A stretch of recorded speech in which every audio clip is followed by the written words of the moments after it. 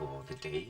Today is the last but one day of the end of December, the end of the year 2015. Actually, it also marks the end of the last month of the year 2015, December, as it were. And we come a long way.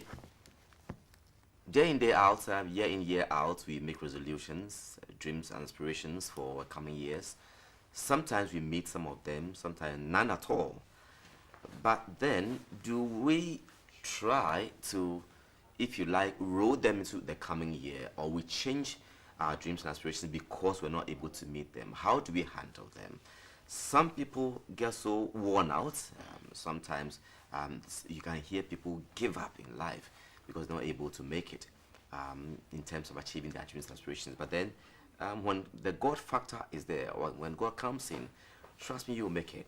This morning I have with me in the studio, and your aspirations and dreams might be, probably you want to get married, you want to, upgrade yourself in your education, you want to go into that venture. It could be anything, but achieving it is one way, and having the dreams and aspirations is another way. I have with me in the studio this morning, Pastor William Burckson of the Kingdom Expression Ministry, South Oyarifa. Pastor, welcome. Thank you very much, and wonderful. Thank you for having me. Wonderful, bless God. If you want to join us in the discussion, our WhatsApp number once again is 0502-832032. WhatsApp number once again is 0502-832032. And we're discussing hopes and aspirations for the new year. Let me start with you, Pastor Burckson.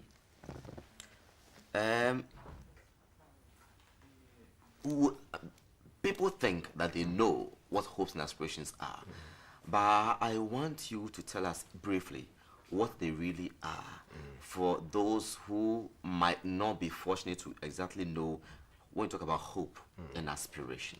What are they? Thank you very much. Hopes and aspirations actually are a mental picture of a preferred future. Wonderful. So clearly, you hope for something that is better than status quo. You hope for something that is better than current situation. Wonderful. So great. Once you're able to capture a preferred future in your mind, we say you have conceived hope. You have hope. You have an aspiration. That's something you're moving toward. Yeah. Okay. Now let's look at another dimension before we go deeper.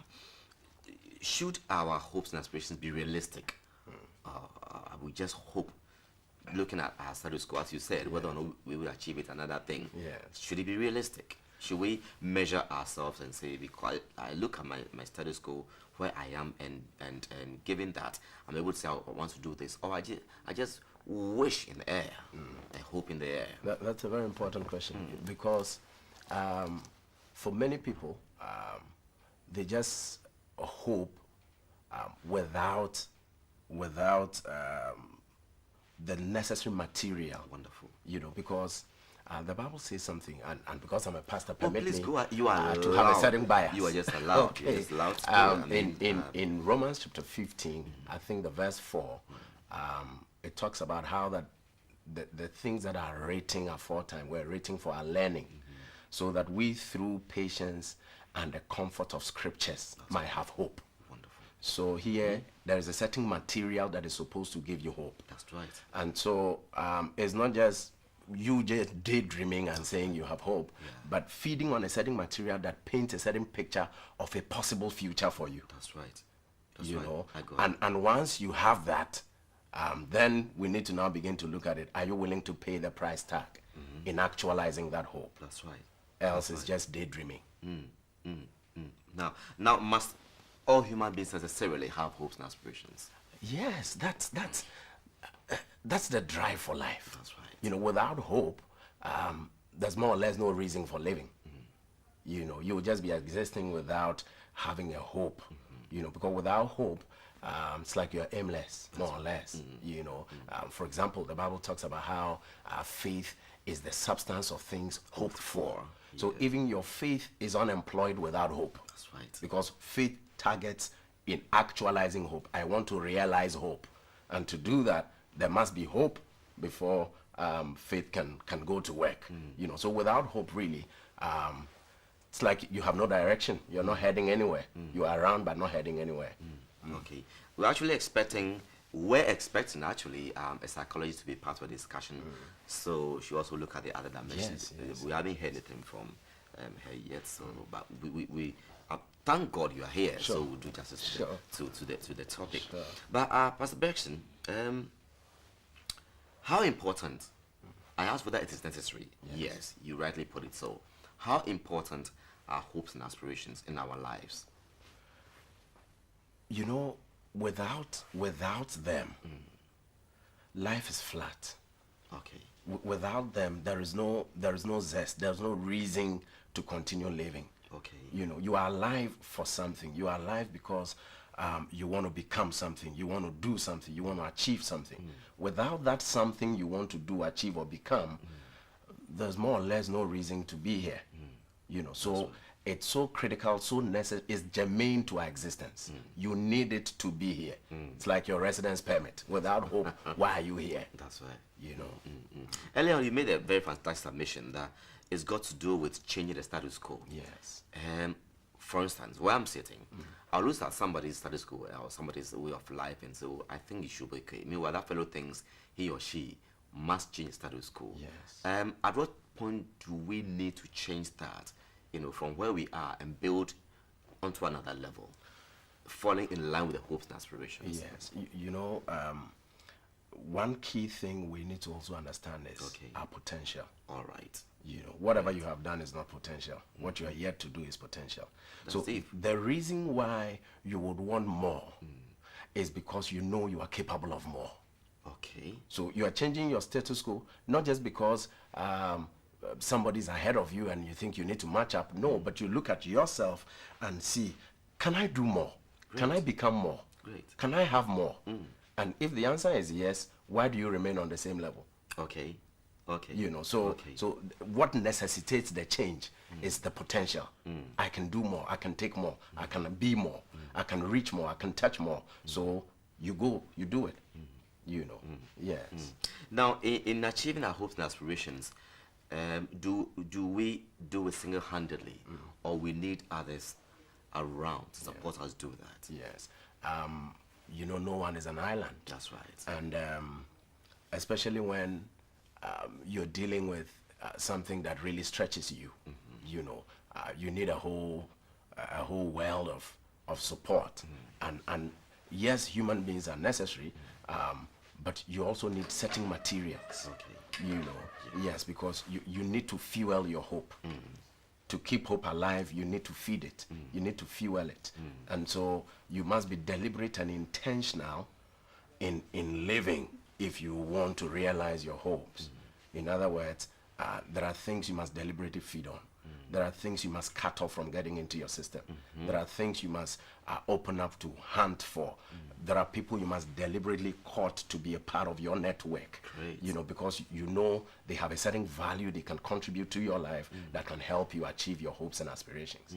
You know, you really want to get it. You want to achieve it. It's not just something you want to have to tick the box. Okay, I also have hopes and aspirations. You're really bent on becoming what it is that you're seeing. You know, and so you do the necessary to accomplish those hopes and aspirations.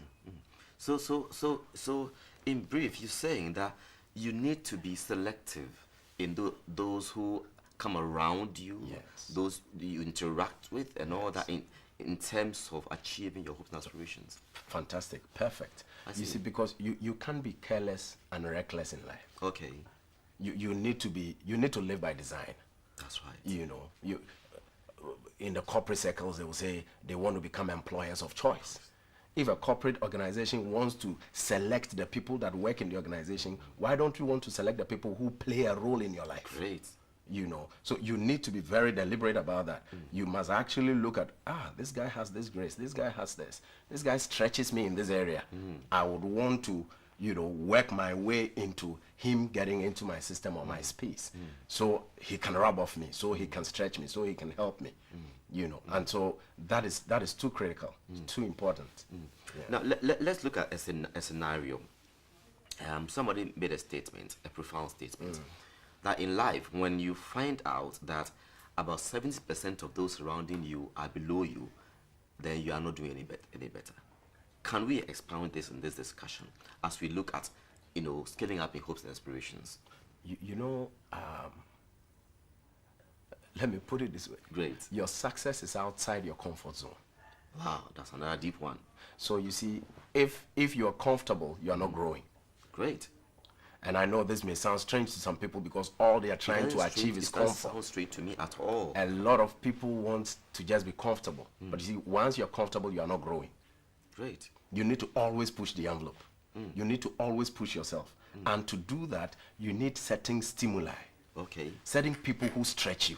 Certain materials that make you say, whoa, I thought I had arrived, but I have not begun. Great. Wonderful. And so if you have 70% of all the people, that you are above them, where's the drive? Where's the inspiration? Man was made to have a model. That's why God made man in his image. God is the model for man. Man needs models. Highest of models, actually. Man needs patterns. Man needs templates. So at every point in time, there must be something you are looking at that stretches you. Great. That's growth. Because Great. without that, you'll just be doing the same old. Yeah. So that's a profound statement. That if 70% of the people you are above them, then you will feel you've arrived. That's right. But there is so much more we can all do and become. Yes. Going further on that, we look at another scenario. Sure. Okay, one completes education. I want to be practical as much as possible, and he comes to probably he's a graduate holder, first degree, and he's worked for some time. He wants to go forward, and he's having obstacles. Right, meanwhile, all those around him seem to be at the same level with him. Yes. Okay, I want us to look at, a religious solution, and also from the corporate world. Yes. As we move into the next level. Yes. How can such a person, scale up, and move on into the next level? Yeah. I mean, because obviously, you look at something around him, he thinks that everything, nothing seems to be moving. Yes. One may give up. Yes. The other wants to move ahead. Yes. What do we do? It's a capacity issue. Great. You see, and permit me to quote the Bible again. Wonderful. It says, if you faint in the day of adversity, your strength is small.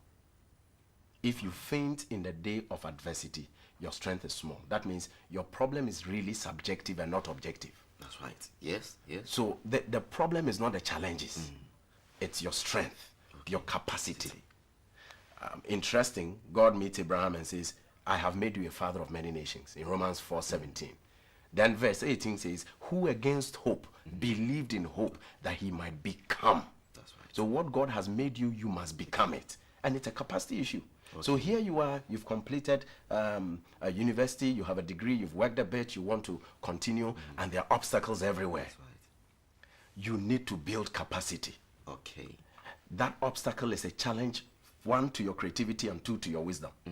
That's right. And so if the current wisdom you're operating in is unable to resolve, answer, address that challenge, then you need to increase your wisdom. Go for more materials. Because this whole thing is a knowledge issue. That's right. My people are destroyed not because the challenges are too much, but because they lack knowledge. So if you get the right knowledge, you will be able to resolve the situation. There is always a way of escape in any challenge. That's right. But it's those who know it who can take advantage of it. And so if you don't know it, you're stuck. So it's really a capacity issue. It's a knowledge issue. If that person begins to build his capacity, and permit me to say this, that the fact that you have a degree does not even mean you've built your capacity. Yes. I'm talking about real ability to deliver answers and solutions. Yes. Not just having certificates, but being able to deliver answers and solutions. And so that's it. I think anybody who finds himself in a certain spot, feeling hemmed in and trapped, what you need to begin to build your capacity. For example, when you were in class 1, there were things that used to stretch your intelligence. But once you go to class 2, it's not as if the class 1 things are no longer difficult. It's difficult for class 1 people. Absolutely. But you see, when you outgrow your challenge, it no longer is applicable to you. That's right. So sometimes you don't have to solve your problem. You need to outgrow it. Wow, I like this one. Yeah. Great. I know you as a pastor, but from the way you're speaking, I know that you also a conference speaker, motivational speaker. Are you Yes. Are you yes. as a conference Just because of my corporate life coach background. and everything? Okay. Yes. I used to work with Stanbic Bank. I did that for about 7 years before I left to go and pastor. I never knew you there. Yes. Anyway. Yes. I see. Yes. Fantastic. Okay, I'm enjoying the conversation. Let's look at this thing, Pastor Burckson. We move into 2016. Yes. If you have to advise, I'm giving you a couple of category of people. Sure. If you have to advise the students, Sure. on how to build capacity for the next year, Yeah. you have to advise the corporate head, Sure. the market woman. Sure. So you give me about 4 Sure. categories that you would want to advise. What will you tell them? Because they all have different dreams and aspirations Sure. for the coming year. What will you tell them? You know, the reason why you have a dream, the reason why you have an aspiration, a hope, is because you feel deep down within you that you can be more than you are. You feel that you can do more than you are currently doing. You feel that you can operate on a higher scale than you're currently doing. That's right. Everybody has that. Okay. But you see, just having the hope is one leg of the equation. That's right. The other leg is building capacity to be able to accomplish, execute, realize that hope. And that's where I think a lot of people drop the ball, you know, because they look at the price tag for their hopes and it's like, no, this is way too much. I can't push myself that far. I can, you know, for example, you're a student. You know that if you make a first class, you can get a scholarship and study abroad. You know it. You know it. But if you look at the price tag, that means I need to cut off a lot of social, Yes. I need to cut off a lot of this. And it's like, no, I'll just settle with a low That's not a class. I mean. sacrifice at all. So that's where the problem really is, you know. So I will speak to market women. That dream in your heart, that hope you have, that aspiration you have, comes with a price. There is nothing of value without a cost. Okay. You know, so what you have to do is really brace yourself up to put in whatever you must put in. And it can be in the area of knowledge, can be in your wisdom, can be increasing your network, building network, getting to know people who can make a contribution in whatever it is that you're doing, you know. And all that will stretch you. But you must be willing to go the full haul in order to realize your dreams and aspirations. Okay. Pastor Burckson, there's a message we have this here. This one says, good morning, Nee. I hope you're good today. I salute Pastor Burckson. He has really spoken. And he said, in physics, work is said to be done when an object of a force moves through a distance in the direction of the force. Now watch this. Life with hope is like a combustible material in combination with an oxidizer in an ambient temperature. Wow. This guy is going physics truly. It catches fire. So let's make hope our foundation and faith will automatically be built. From Apostle in Ogboasin Jr. International Grace Victory Church, Kaswa. Thank you, sir. That's That's great. You so much. That's right. That's great. Wonderful. That's great. Yeah. So Apostle in Ogboasin, thanks very much for that's deep also, and we appreciate it so much for being part of the discussion this morning. Pastor Burckson, Sure. now let's look at, you know, building realistic dreams and aspirations once again. Yes. So we don't live in the blues. Yes. How do we do that? It's very essential because then you not look so high above where probably in the next 5 years you'll not be able to reach. Yes. Probably look at where in the next 2 years you know that by this one I can make in the next 2 years. Then I build upon that. Yes. So we don't overstretch ourselves. Yes. How do we do You that? know, life is in phases. Great. So even though you may have a very big dream, big aspiration, a strategic vision you have, you can't always begin from the top. You need to begin from where you are and scale up. That's right. You know, so, and as I said, everything is a capacity issue. Okay. You know, you can have a very grandiose vision, but you don't have capacity to deliver it yet. So what you do is you break it down to where you are and build the necessary capacity to be able to deliver at every phase.